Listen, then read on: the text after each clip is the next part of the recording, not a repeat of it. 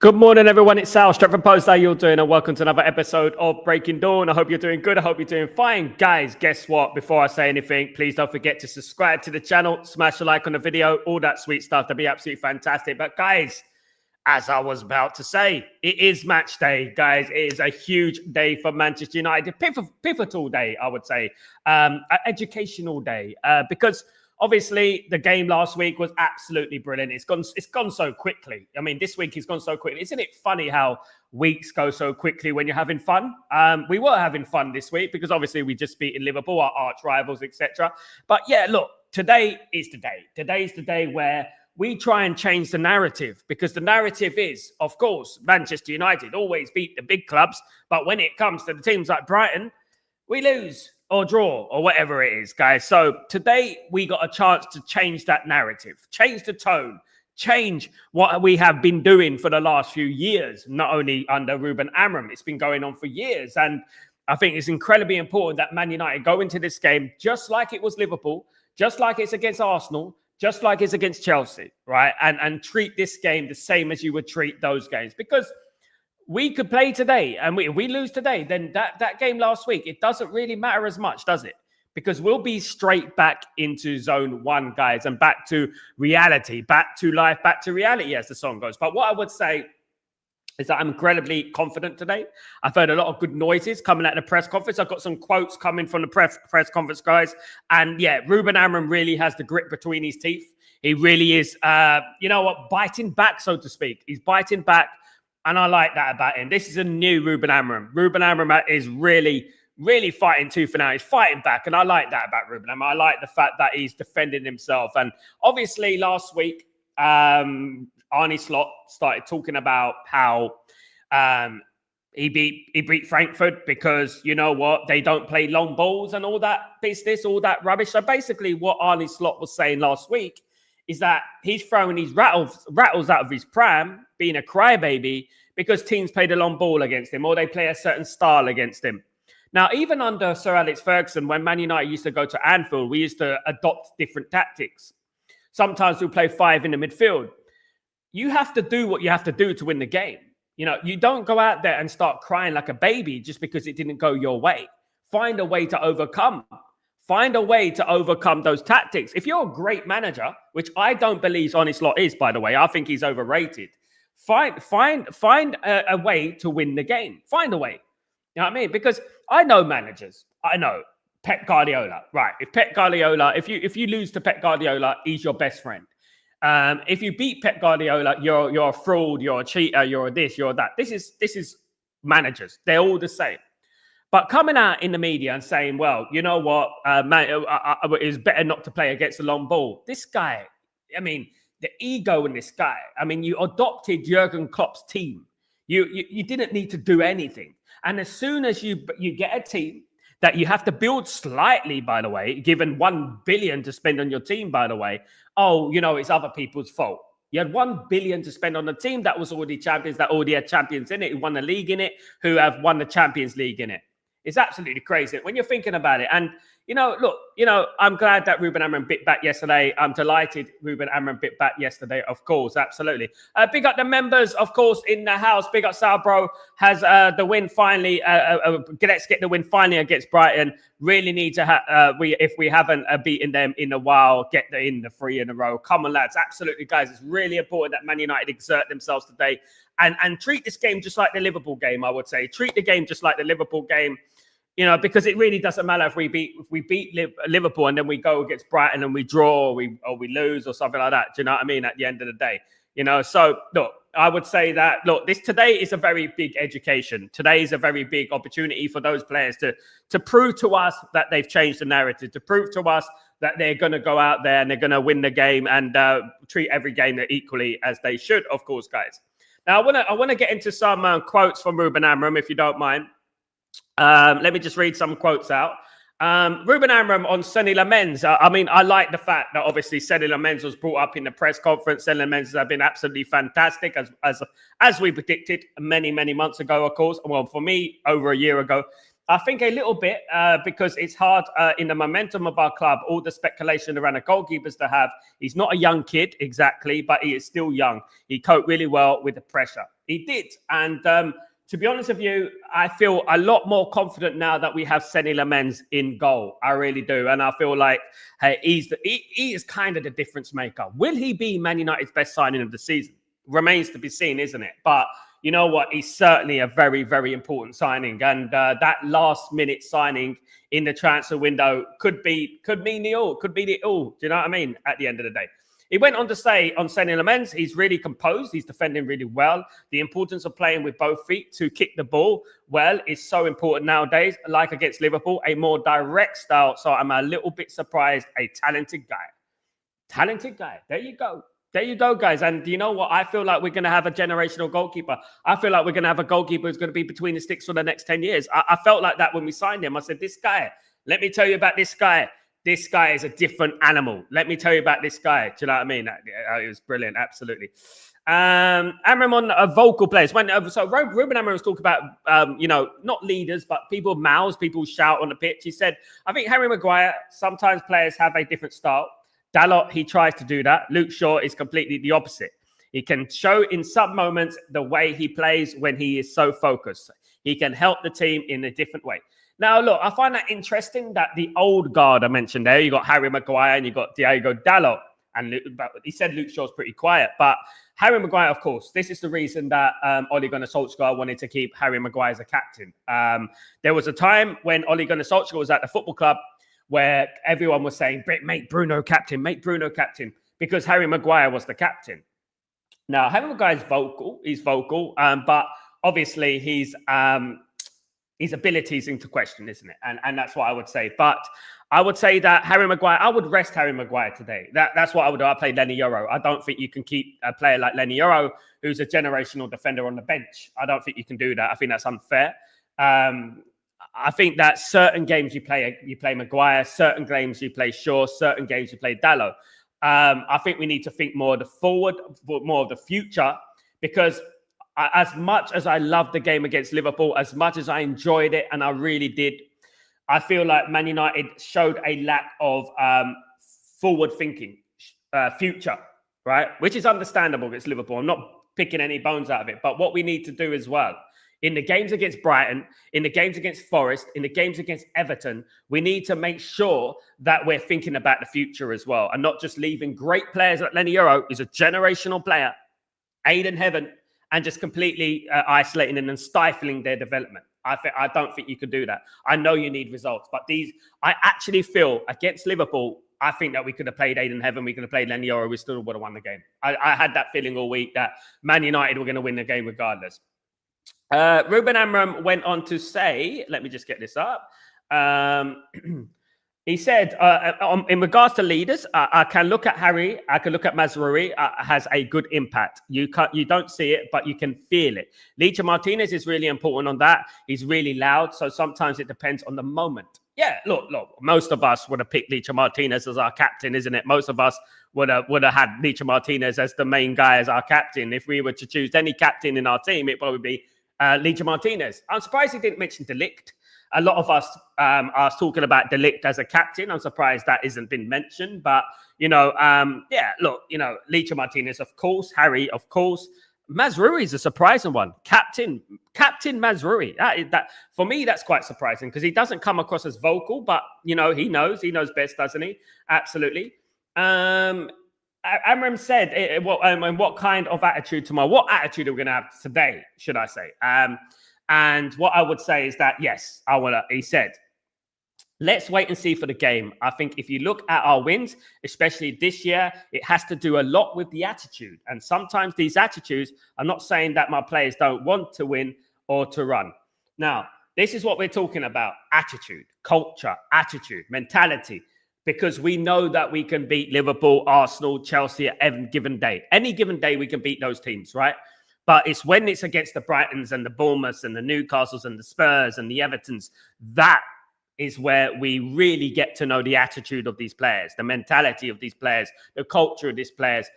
That is when you really get to know these players. Do you know what I mean? And I think that is very, very important. That's very important to go forward, of course, today, because if we go out there today, even if we draw the game, guys, even if we draw the game, I'm going to be disappointed because I feel like we just beaten Liverpool at Anfield and we can't beat Brighton at Old Trafford. Of course, circumstantial events could happen, obviously, in regards to red cards and things.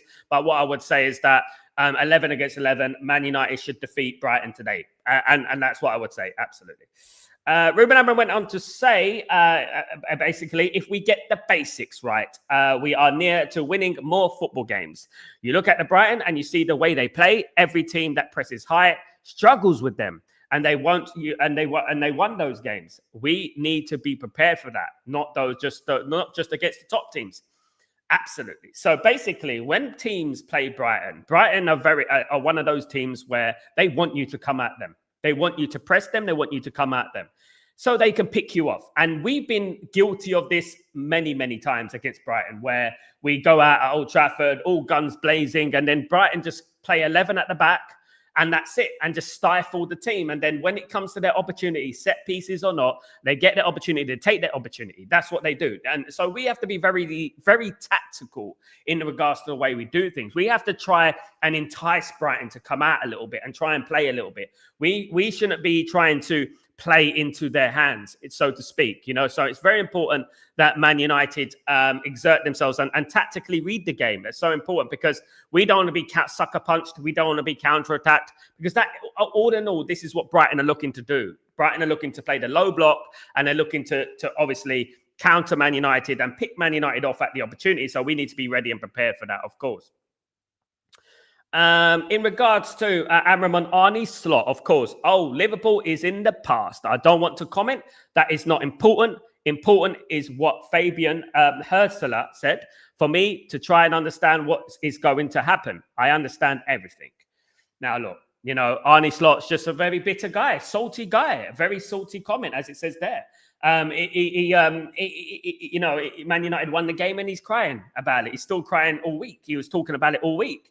A great manager, if anyone brings in after the Frankfurt game and they start talking about the Man United game, he would have said, that's in the past. We're looking at the future. We don't want to think about that. We're moving forward, right? And he's just been moaning about it all week. The guy is an overrated Dutch manager who used to manage Feyenoord, right? And that's what I want to say, okay?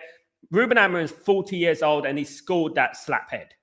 He schooled him. Right. And that is all you have to say. You got scored, hold that and move on with your life. And that's what I would say to Arne Slot. And I think that's basically what Ruben Amorim is trying to say. Hold that and move that on with your life in a Portuguese, more elegant sort of way. So it does make you laugh, doesn't it? Again, on Arne Slot continued. I'm really pleased with that team can play different games. It was an important win, but I was the first one to say that we need to play better with the ball. So I don't care what Slot is saying, what people are saying about our team. I don't care. I don't care about what Arne Slot is saying. Exactly.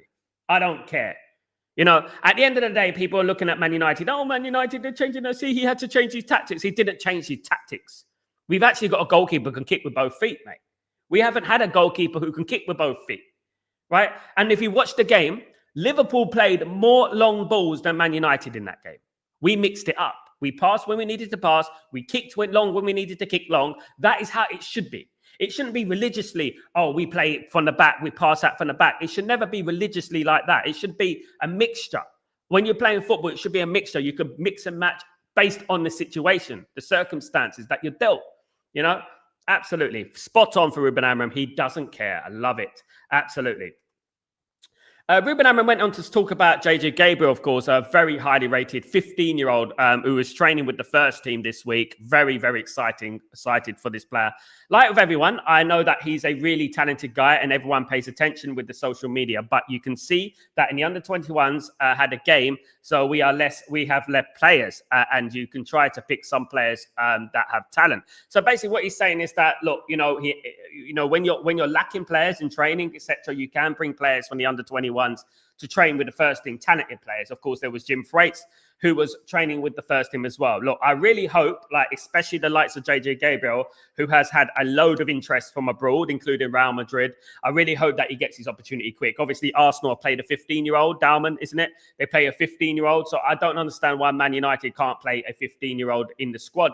Keep him on the bench. That'd be absolutely fantastic because he's obviously got the talent. You know, it's not about how old you are, it's how good you are. If you're good enough, you're old enough. And that is how I pull it. And I'm glad he's playing in this in with the first team squad. But I think it's also about having the balls and the guile to go out there against any team. Maybe it's Brighton, maybe it's Nottingham Forest, maybe it's Tottenham, and bring him on for 5-10 minutes, get him a feel of the game. You know what I mean? It will be a boost. Imagine Man United are winning the game against Brighton 3-0, 2-0, 3-0, 5 minutes to go, and you bring on JJ Gabriel. The boost, the energy, you know what it's going to do for him. It's exactly what Alex Ferguson did with Cristiano Ronaldo. People remember Cristiano Ronaldo when he first broke through the team. You know what I mean? Shone straight away. And everyone was like, wow, this guy, you know what I mean, at the end of the day. So, yeah, got to give him an opportunity. And now this quote, especially in bad moments, you have to go with your gut.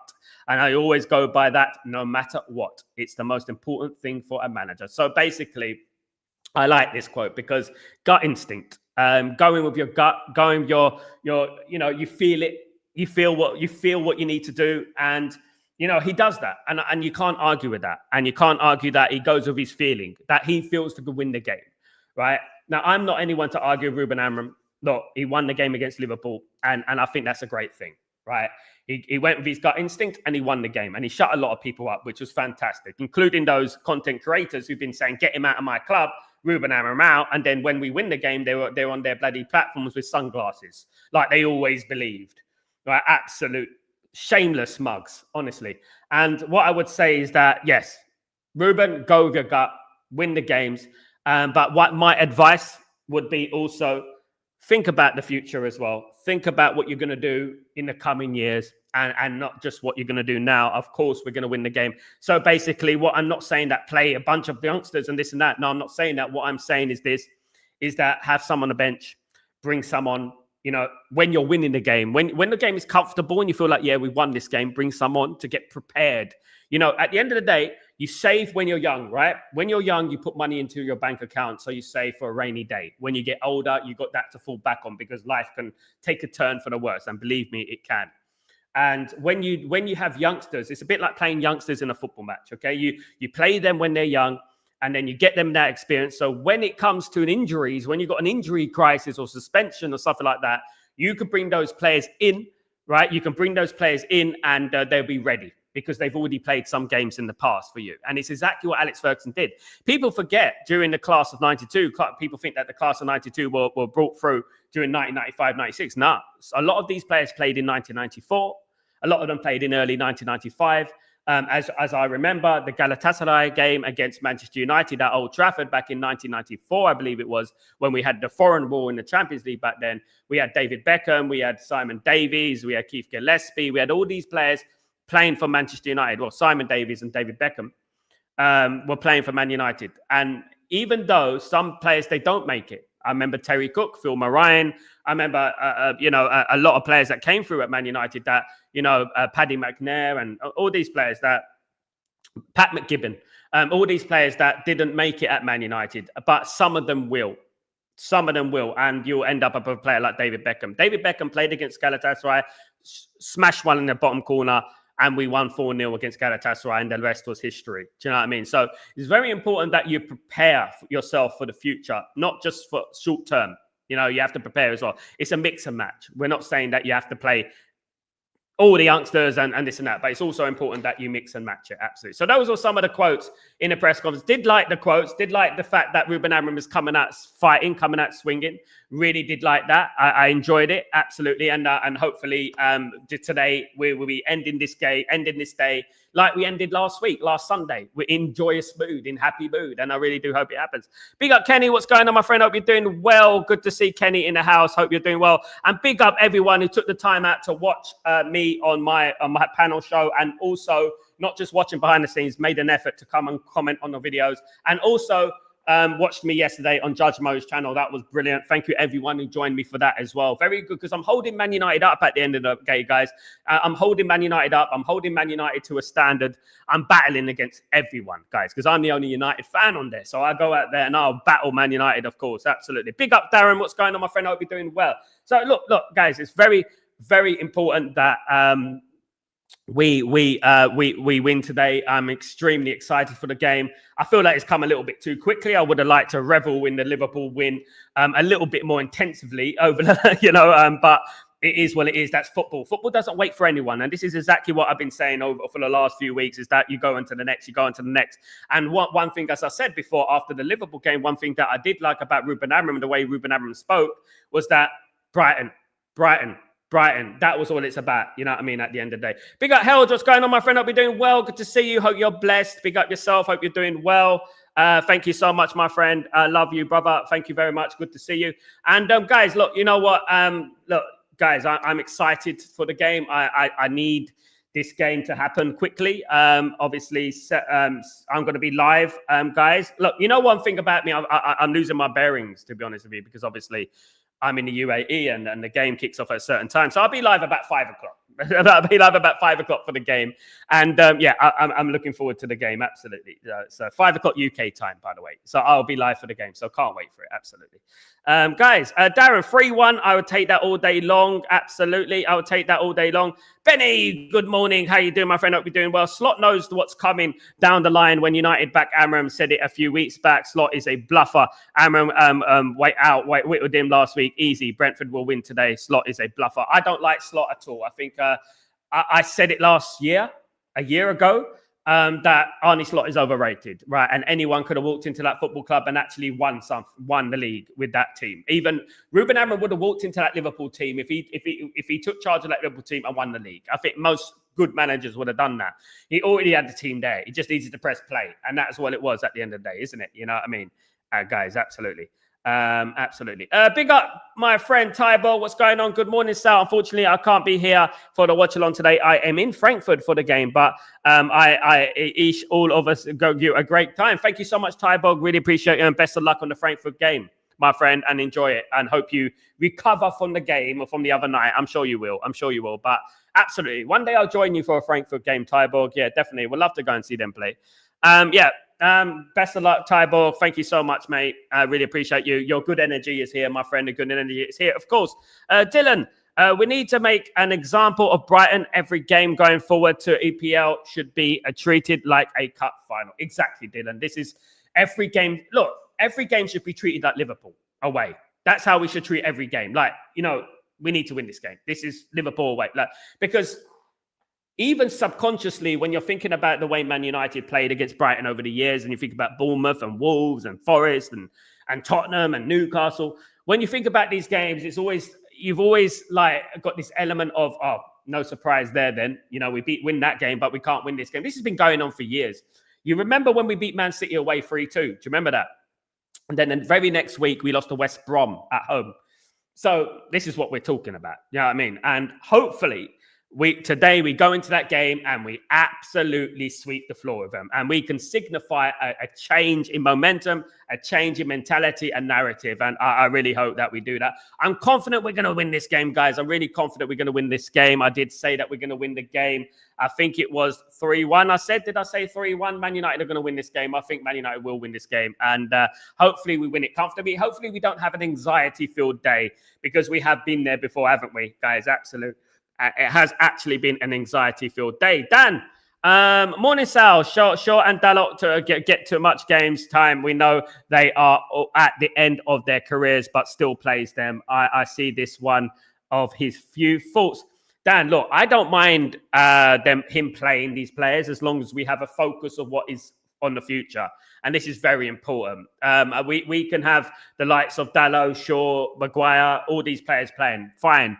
But always have a focus of what's coming, So basically, when Man United were winning things, even under Paul Ince, Andre Kanchelskis, Lee Sharp, Mark Hughes, and all these players, we always saw Gary Neville, David Beckham, Paul Scholes, Philip Neville on the bench.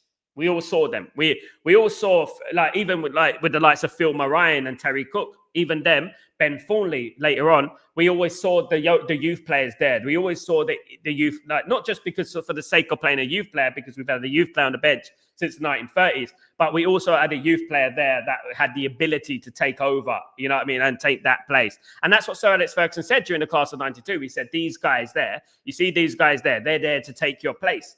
Do you know what I mean? And yeah, look, our fingers crossed. We do have a plan. And obviously, I know, you know, that at any given time, you can't change the leopards on the spot. You can't change the spots on a leopard. You can change the leopard on the spot. Definitely. Leopards can move from spot to spot. But definitely, you can't change the spots on a leopard. But one thing I would say is that when you got a mentality, you're 30 years old, right? You have a way. You are what you are. You can't really change or swift from anything, really. You can get to the best version of yourself, but you can't really change much. When you're 16, 17, 18, 19, 20, 21 years old, 22, 23, up to there, you can change the way you are. You change the way you play. Improve as a footballer. It's growing, isn't it? You grow into the game. But when you reach 30, after 30, you really can't really change anything about yourself. Like, you can just be a better version of yourself. And this is what worries me. But you know what? As long as Man United are winning games, everything will fall into place. Everything will fall into place. Players will come through, players will leave, but we'll be successful. We'll be making money organically. The energy will be good, and that positive energy will resonate, and we'll just get better as a football club, of course. Absolutely.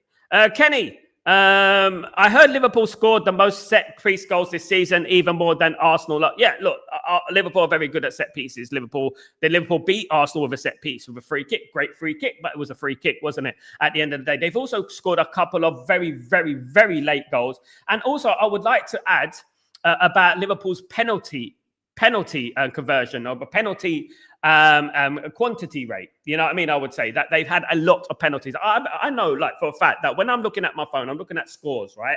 I look at scores and I always see with Liverpool, Salah, penalty. You know what I mean? At the end of the day. And to be honest with you, they have they can't talk, because that's why they're known as Liverpool, isn't it? They can't talk. They're absolute clowns. But one thing I would say, right, is that most of us got behind our manager, and a lot of us, we predicted that Man United will win against Liverpool. We weren't down in dumps. We weren't saying we'd be happy with a draw. We were saying we're going to win this game. I don't want to hear any negativity. And this is what I was this time last week talking about, right? No negativity. We're going to win this game. And this will not be flip-flopped today, right? As much as you want to flip-flop it, this is not going to be flip-flopped today, because we will win the game today. We are going to go out there and win the game today, because I don't want to make my rallying cry last week only to fumble at the last hurdle. You know what I mean? Absolutely not. So basically, you know what I mean? We're a bit like Street Fighter, right? We just beaten M. Bison, right? We just beaten M. Bison. We bloody lose to Zangief. You know what I mean? I don't want that to happen. Do you know what I mean? If you know Street Fighter, you know, right? Because all you have to do is against Zangief is jump and kick, right? That's all you have to do. So this is what I want to say, right? We've beaten M. Bison. Now we're going to play Zangief today, right? And this is what it's all about, guys, right?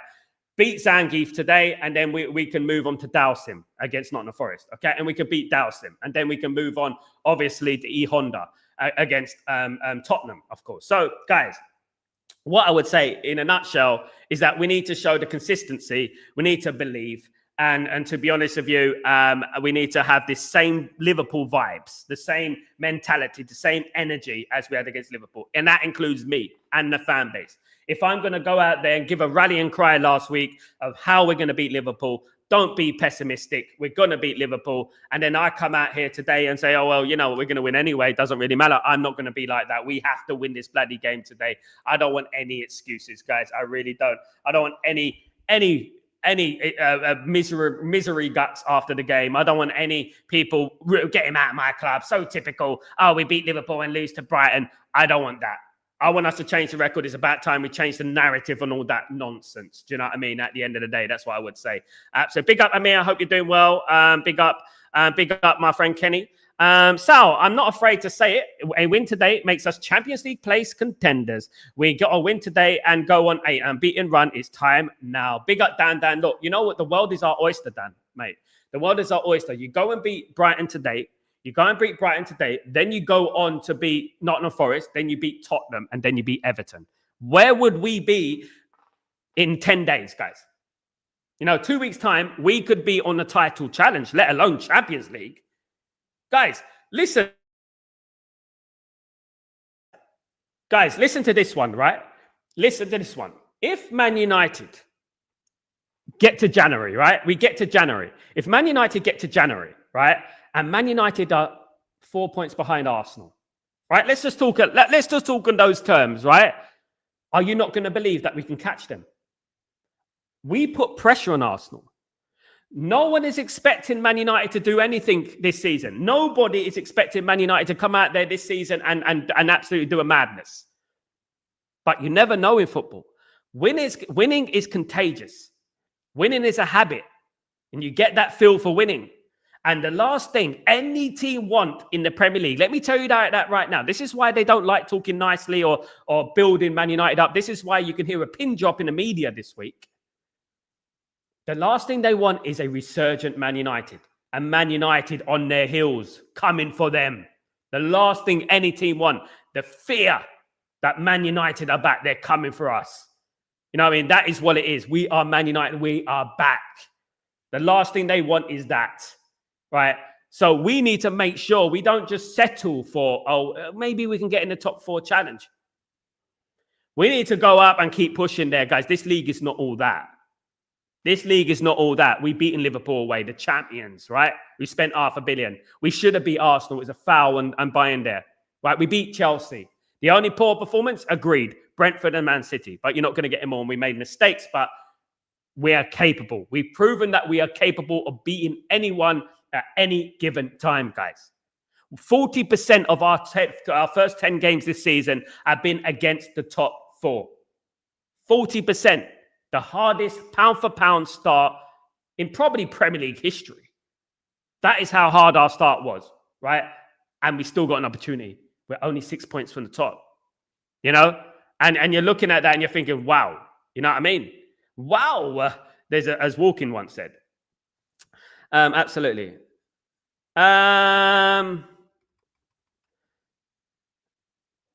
Time to end the Brighton curse. So Garrett, good morning, Sal. Big up, brother. Big up, my friend Garrett. Hope you're doing well. Good to see you again, of course.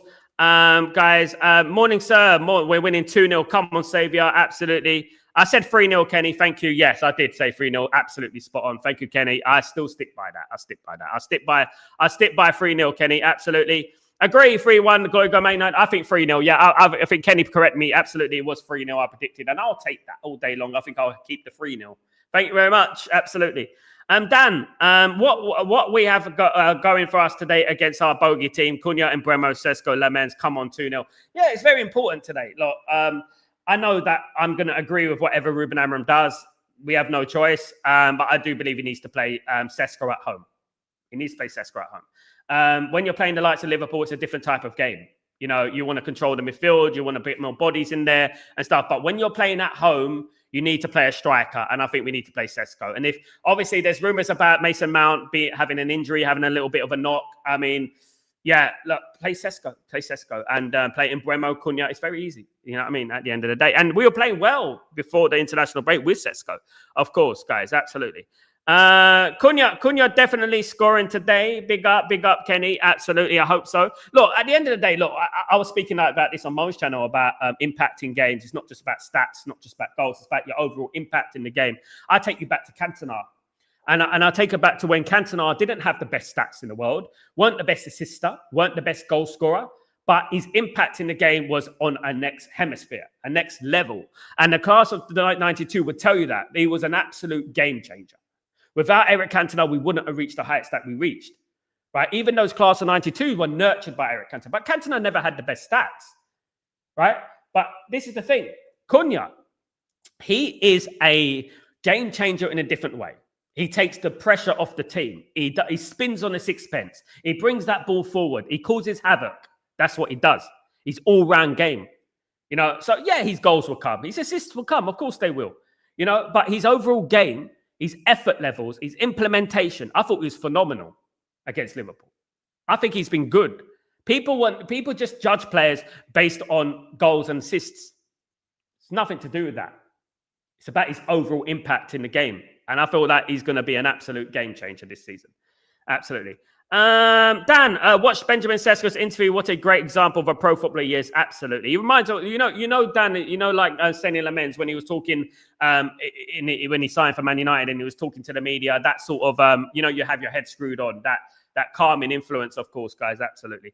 Benny, if United win the next 3 games and maybe the club invest again, Man United should invest anyway, Benny, regardless of whether we win the next 3 games or not. Ruben Amorim needs the backing. Now, you can only imagine, Benny, where Man United would be if we fix that midfield. You can only imagine where we'll be right now. Ruben Amorim is creating miracles before our very eyes, right? And to be honest with you, if we fix that midfield, and we got the wing back situation sorted, you can already see that Ruben Amorim will absolutely be smashing it right now. And I think this is generally why the media are so against Ruben Amorim, because they know he's a fantastic manager. They know he's a great person. He's great, well spoken. He knows the game, and they know that if he's given the tools to succeed, he will succeed. Right. So a part of me feels like great what Jim Ratcliffe, when he backed Ruben Amorim. I agree when he backed Ruben Amorim. I was on that. I agree with that. He should back him. But backing is not just about verbally. Backing is about actions. Backing is about making, what do you need, Ruben, to succeed? What do you need? That is what backing is.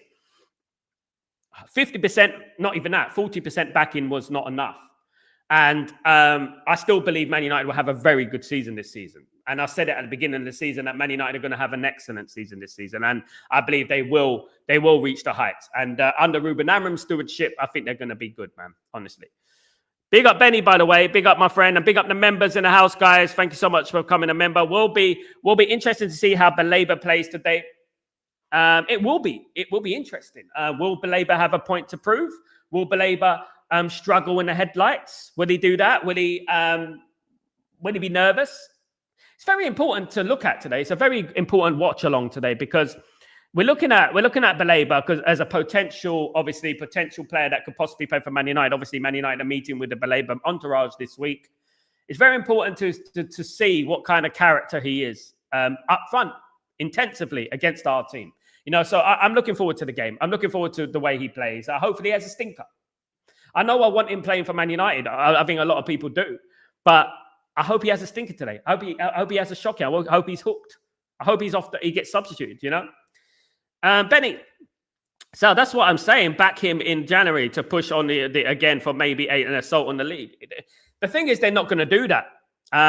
Backing is a different thing. They're not going to. I know that for a fact that Ruben Amorim is not going to get 100 million to spend in January. No. The only thing that we can quite possibly do, which is the rumors that have been spreading over this last 24 hours, which is like Conor what's his name? I've forgotten the bloody name. I've forgotten his name. Absolutely. God, my memory is just absolutely terrible. So we're going to get a loan deal probably, right? We're going to get a loan deal with Conor Gallagher. We're going to get a loan deal for Conor Gallagher. If not, we'll get a loan deal for Ruben and Neves or something like that. Unless Man United sell a player, for example, or Kobe Mainu, Xerxes or something like that, and Man United need to replace these players. He needs backing. Of course, he needs backing. But this Ineos regime, exactly why we needed the full sale, Glazers out, debt cleared, is they're not going to be spending 80 to 100 million. I hope they prove me wrong, but I've been hearing from very important people that they're not going to be spending that much money. The only thing they can do is get a Conor Gallagher in there, and that's about it at the moment. Tyborg, really curious to how Amorim sets up the team and tactics today. This game today will show us capabilities as a tactician. It will be a completely different game compared to the last one. I think he's already showed that, mate. I think he doesn't need to prove anything, Tyborg. He's already shown that. I think it's the players that can't adjust, not him. I don't think we should be thinking like, oh, if he can adjust, he can do that. One thing I want to see, if I'm going to say anything, is that I want to see a plan for the future. I want to see the Seskos. I want to see the Euros and the Aiden Heavens given opportunities. I do. That is one thing I would pick and say, yeah.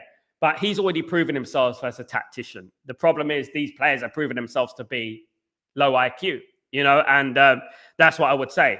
Nothing on Ruben Amorim, because Ruben Amorim is a fantastic manager. He doesn't. He already proven what he can do against Liverpool. He's already proven what he can do against 10 men against Arsenal. He's already proven what he can do away to Man City, winning 2-1. He's already proven that he can beat Chelsea. He's already proven, everything. The problem is that it's the players sometimes don't implement the tactics and the system well. That's not down to him. And, he has already proven himself. He's not got to prove anything to me because I already know. I studied the game. I watched the game. I'm in the game. I know he doesn't need to prove anything to anyone. These players need to prove something to us. These players know that they can beat Liverpool. These players need to show us that they can beat Brighton. Whether it's Cunha and Bremo or Mount up there, whether it's Sesko and Bremo and Bruno there, no matter who's there, they're good enough to beat Brighton. Those players, just like they were good enough to beat Grimsby without a manager. They're good enough to beat Brighton. Show us that they can do it. Change the narrative. That's what I would say. Thank you so much, Mayor. Yeah, mate. I had a slippery brain moment. Absolutely, Benny. Absolutely. But ultimately, it's all about the win today, right? And Ruben Amorim's the right guy for us. I've always said it. I never said Ruben Amorim out. I told everyone in the stream a week ago before the Liverpool game, don't overreact. Don't get over the top. Don't da-da-da-da-da. A lot of people after the game against Man City and after the other games that we lost were saying, get him out. He's not good enough. He's this and that. And that's not what we do, right? And I didn't do that. I said he's under pressure, but I would never say get him out of my club. Never did that once, thankfully. Never did that once. And I didn't do that with Eric Ten Hag. Right, there were people here saying he's not good enough, he's this. And there were people us backing Ruben Amorim. Now, Ruben Amorim doesn't need to prove anything to anyone. He's a good tactician. He's a good manager. Fantastic manager, in fact. Right? These players need to show us that what they're made of. Do you know what I mean? Absolutely. Garrett. Sal, Balaba's situation reminded me of Dimitar Berbatov. He did the same at Spurs and became a good player for United. Dimitar Berbatov was a 27-year-old seasoned international, played for Bayer Leverkusen in semi-finals of Champions Leagues and Tottenham. Mentality-wise, an absolute warrior. And he didn't down tool for Tottenham, Garrett. He played well. And to be honest with you, he wanted to leave Tottenham. He openly said he wanted to leave Tottenham. Balaba did not say he wants to leave Brighton. Balaba, he's been substituted every single game, right? The thing is, in regards to Dimitar Berbatov, we're talking about a completely different player. Number one, Berbatov was a striker, was a world-class striker at a peak of his career. Balaba's unproven. That's the difference. So when you have a player that's unproven as to oppose a player that's a seasoned international, right? It's a little bit different here because, you're looking at Balaba and you're looking at his head's turned and he hasn't performed at all. Can we take a risk? If we had the choice between 65 million Balaba or 65 million Elliot Anderson or 65 million Adam Wharton or 65 million Amin Kamara, right? If we had the choice between all those players, Adam Wharton and Elliot Anderson are top of the list all day long. Stiller is top of the list all day long. He's getting lower in the league. And that's one thing I would say. Yes, we need an Adam Wharton. We need an Adam Wharton. We need a Elliot Anderson. And we need a Balaba or a Stiller. But right now, my dream, if someone told me what midfield would you want that would take Man United forward, I'm saying Stiller and I'm saying Adam Wharton. Where it would have been Balaba and Adam Wharton, but Balaba needs to pick it up. And if it gets to Christmas and he's still not picking it up, what can we do? You're going to take a risk. It's big money. You know what I mean? At the end of the day, you can't just throw away 60 million on it. Absolutely. Hardest part about Amorim was changing the mindset of the squad. I can see more intensity and grit. 3-0 men.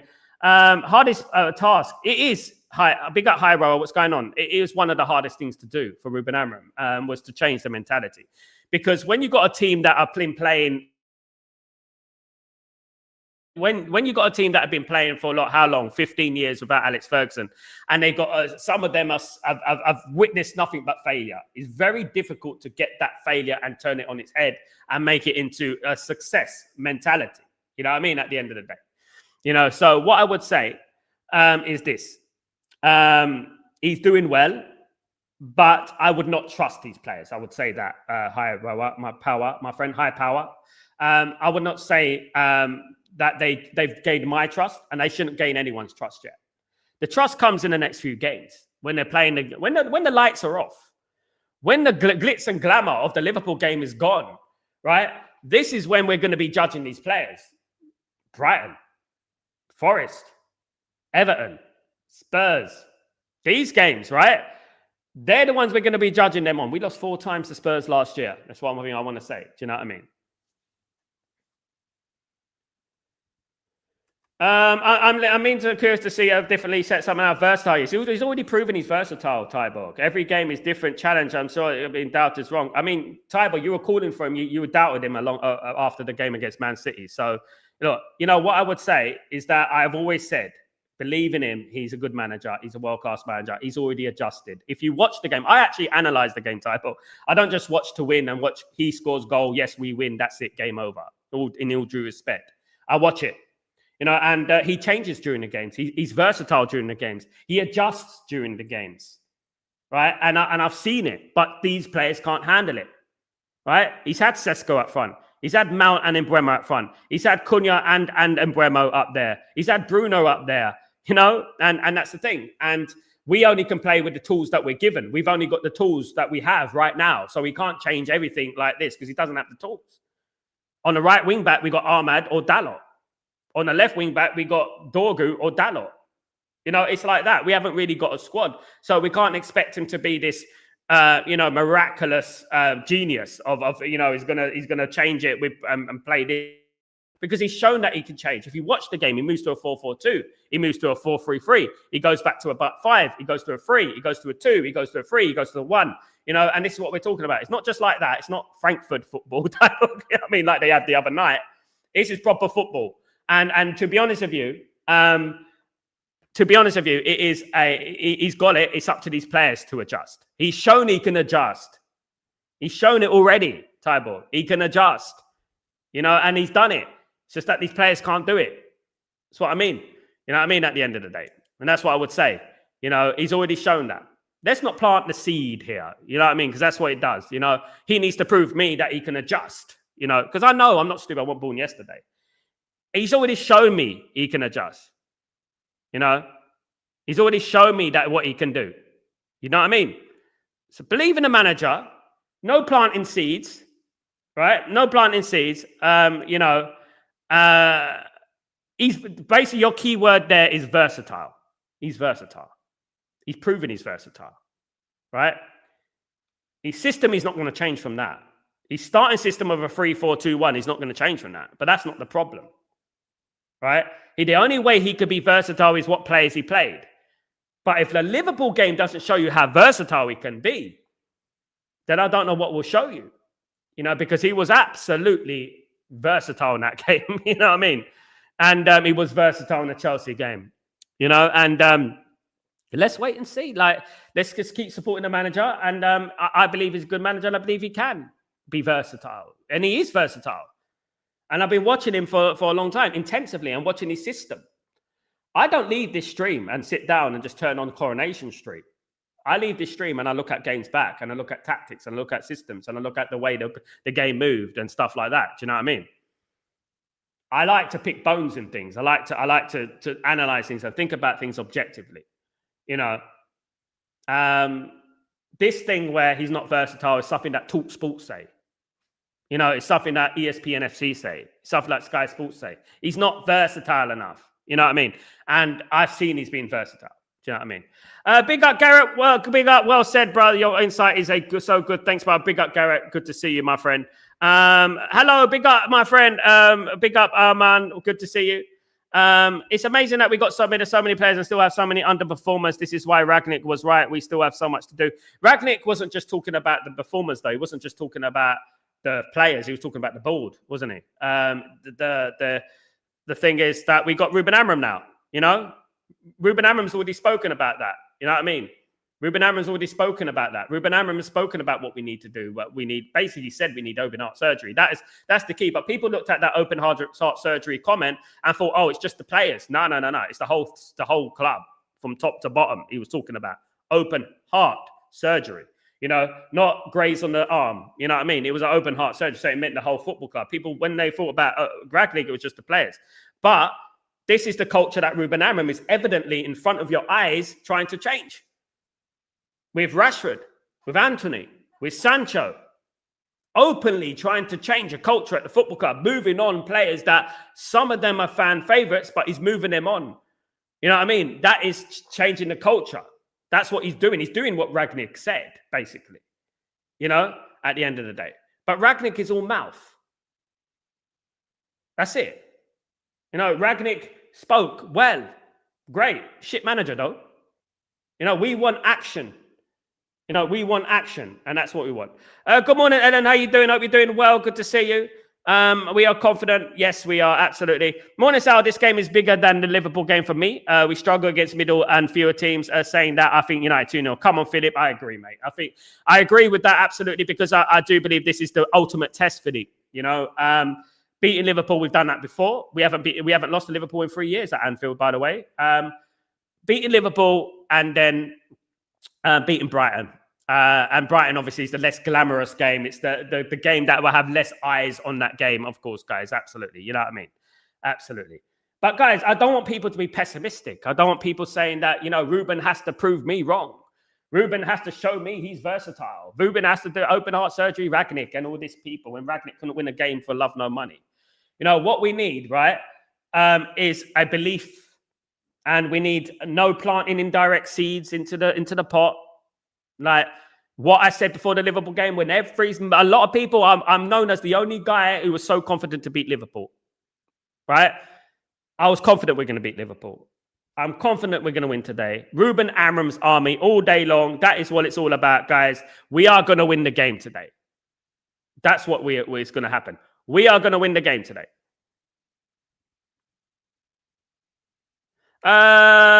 King Jam, big up, my friend. Not going too far ahead, but I believe this January window would be very significant for our success. Man United, let me just double clarify, triple clarify, quadruple clarify. Man United are not going to spend much money in January. The only thing Man United can do, which I don't think is a bad idea, is bring in a Conor Gallagher on loan or another loan player. Unless Man United lose a couple of players, i.e. Kobe Mainoo, Xerxes, Man United are not going to really spend much. I know we should. I'm not saying we shouldn't. I know we should. But Man United will probably get a loan deal going on there unless we get rid of some players. Because what you have to understand is this. The fiscal year is the same as the last one. So this summer was this fiscal year. So if we spend, we can go over the FFP and the PSR. So it's going to be a problem. And we know how the Glazers and Ineos think. So I wouldn't be against a loan deal. And then in the summer, like what I said about Balaba's not going to be coming to Man United in January because Baleba is obviously going to AFCON and he's going to be there until January 21st at the latest. So what I would say is that Adam Wharton has already got a gentleman's agreement with Crystal Palace that he's not going to leave in January. Crystal Palace are in Europe, let's not forget, and then he's going to be going in the summer. So it does look likely that Man United will do a loan deal. Nottingham Forest are in Europe. They're not going to get rid of Elliot Anderson.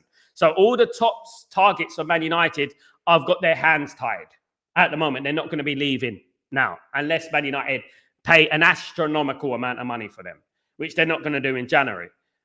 Man United would most likely get a loan deal going on there, whether that is Ruben Neves, whether that's a Conor Gallagher, whether it's something like that. Do you know what I mean? At the end of the day. And I think I wouldn't be opposed to that.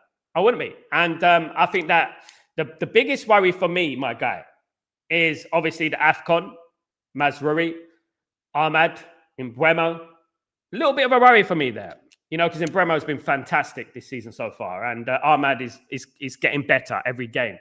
And I don't know, this AFCON, of course, it's come at the wrong time. It's a ridiculous scheduling. It's really bad. And I would never stop people or criticize people for playing for their countries. But goodness me, it's a selfish tournament. And why the hell is it in the middle of the season? You know, these teams pay their wages, you know. You know, at the end of the day, it should be in the summer. But it is what it is, and it's always been like that.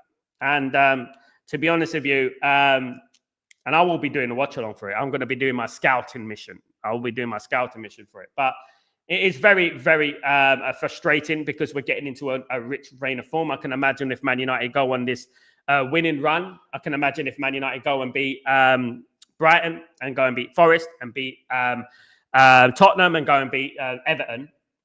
You know what? I think, you know, where would we be? We'll be on cloud nine, wouldn't we? You know, and obviously, I hope that the AFCON doesn't get derailed. And this is precisely why, guys, it's precisely why I've been talking all show about thinking about the future, thinking about players that can come in and slot into that team, give those players the experience so that when they're like when we're faced with adversity and we're lacking in squad depth, we got the youth players to bring in, and they've already played a few games for Man United, so they know what to expect. I think this is very important, and this is why I say you need to get the youngsters in there. However, we got some good players, and we got players that are there to prove themselves as well. And I hope they do. I really do. Let's wait and see what happens. It's going to be an interesting few months, guys. That is one thing which is for certain. But one thing I don't want anyone to do, guys, whether we agree or not, Ruben Amorim doesn't have to be proving anything to us. He beat Liverpool. He's beaten Chelsea. You know, he's beaten Man City in the past. He's done all these. You know what I mean? He's done all these things, and he has nothing to prove. Right? These players have something to prove to us. That they're not just turning up for the big game against Liverpool. Because all Amorim does is set out the team, and those players are there to make the difference. Those players are there to implement the tactics perfectly. Do you know what I mean? Those players are there. So these players have got to prove to us that they are on it. They want this. They want to change the narrative. They want Man United to climb up their league. They want to qualify for the Champions League. They want to probably challenge for a league title eventually. It's time they did that. It's time they changed the narrative. It's time that we moved on from what we've been so used to over the years, which is criminal, guys, isn't it? You know? But obviously, there is an element of PTSD at Man United fan base, and that's understandable because of what we've happened in the last few years. But I don't want to be hearing any more Ralph Ragnick quotes. I don't want to hear about that nonsense anymore. I don't want to hear about open heart surgery. I mean, how original. We've been there before. We've spoken about it before. And then you go and lose against the teams like he did. I mean, he couldn't even set up a team to win a football match, that guy. I mean, and I'm talking about Ruben Amorim's army. Ruben Amorim is going to change the narrative. Ruben Amorim is going to change the culture. Ruben Amorim is going to give this team open heart surgery. And that is what we're talking about. This club, open heart surgery. No more dwelling. No more PTSD. None of that. Today is about the win. Today is about beating Brighton and no Albion. And that's what it is. Brighton and no Albion today. I don't want any pessimism. I don't want any of that. You know me. You know me.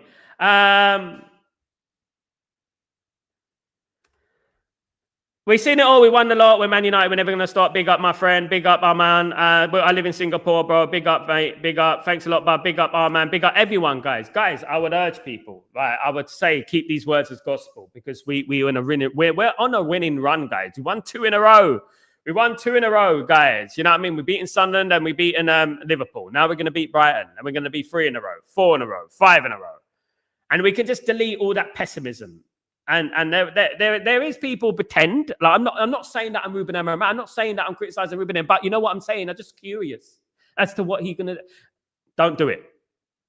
Don't do it. It's planting the seed. It's planting the seed.